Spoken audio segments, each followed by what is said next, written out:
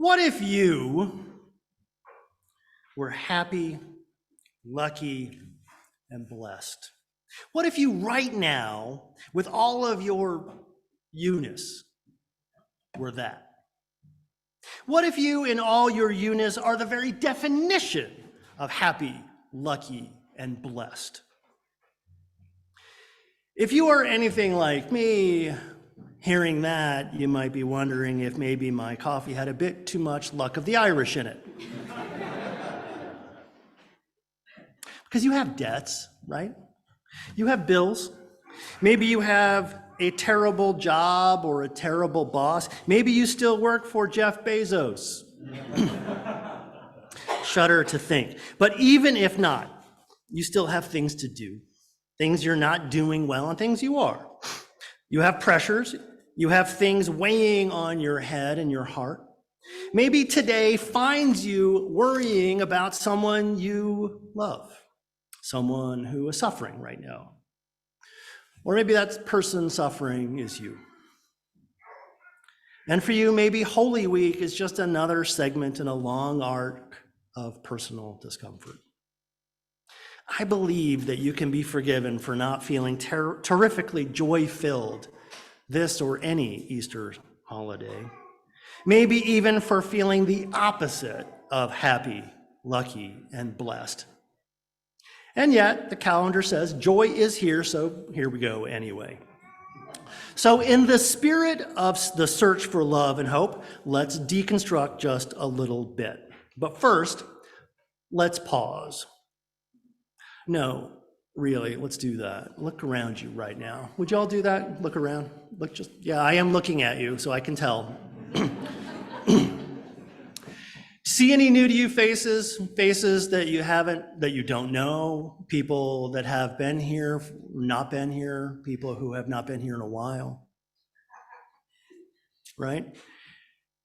Around us all right now, there are a great number of people from different backgrounds, different communities, different, separate, distinct, people with their own identities and histories, but they're all gathered here.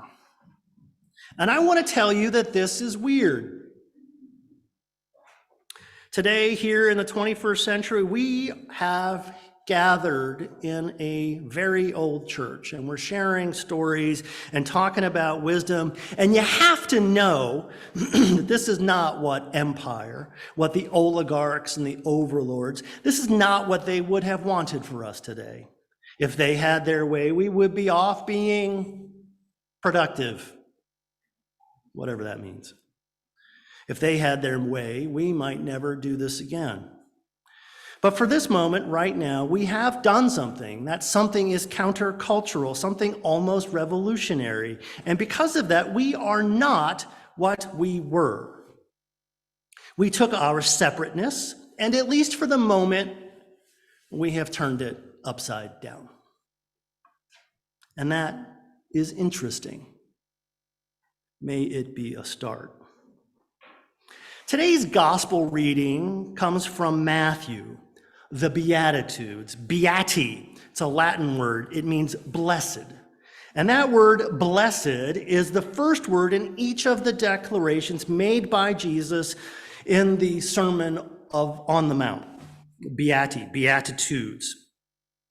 The more you know. Now, I'm aware that Easter is an odd time to remember the Beatitudes and not say the miracle of the resurrection, which is amazing and all, but I guess I am a bit old school. Now, when someone dies, we have a memorial service, don't we? And at every memorial service that's worth its time and salt, we do more than remember death. We remember life. It's kind of the whole point. And when it comes to the story of Jesus Christ, the Beatitudes, the Sermon on the Mount, the Sermon on the Mount, that is important. And I'm encouraged, at least in part, by one of our own, the writer Kurt Vonnegut, who once said, quote, "Some of you may know that I am neither Christian nor Jewish nor Buddhist, nor a conventionally religious person of any sort. I am a humanist, which means in part that I have tried to behave decently without any expectation of rewards or punishments after I'm dead. But I myself have written, if it weren't for the message of mercy and pity in Jesus' Sermon on the Mount, I wouldn't want to be a human being. I would just as soon be a rattlesnake. I looked that up. The Oxford English Dictionary has that quote as the very definition of a backhanded compliment. Now, a professor of mine once said that the Beatitudes are a distillation of the gospel. If you take, say, all of Matthew and just smoosh it all down, the Beati are what you might get. A set of 8 jewels. They might sound something like this.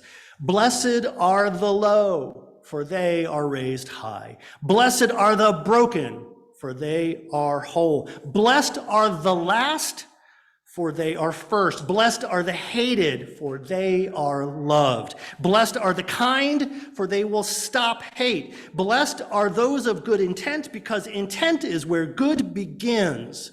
Blessed are those that refuse violence, for they are the warriors of God. Blessed are the steadfast in the work of transformation, for heaven will not come without them.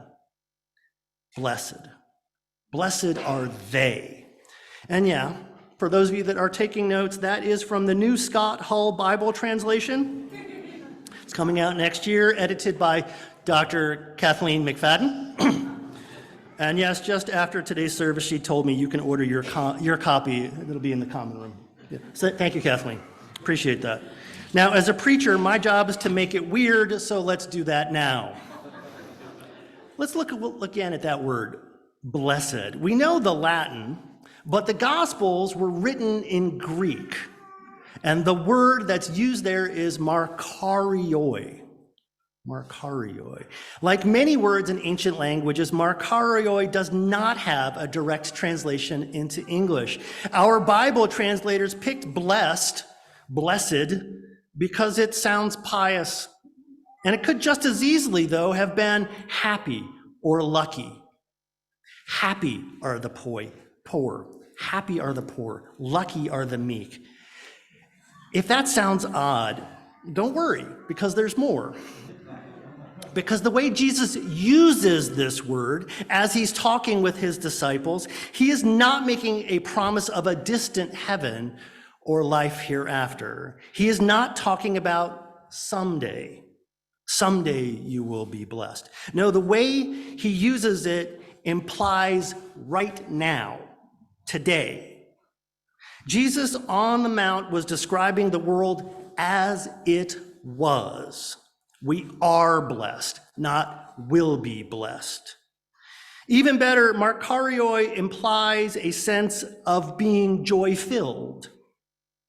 And that means that our dutiful translators could have just as correctly chosen to translate it as congratulations.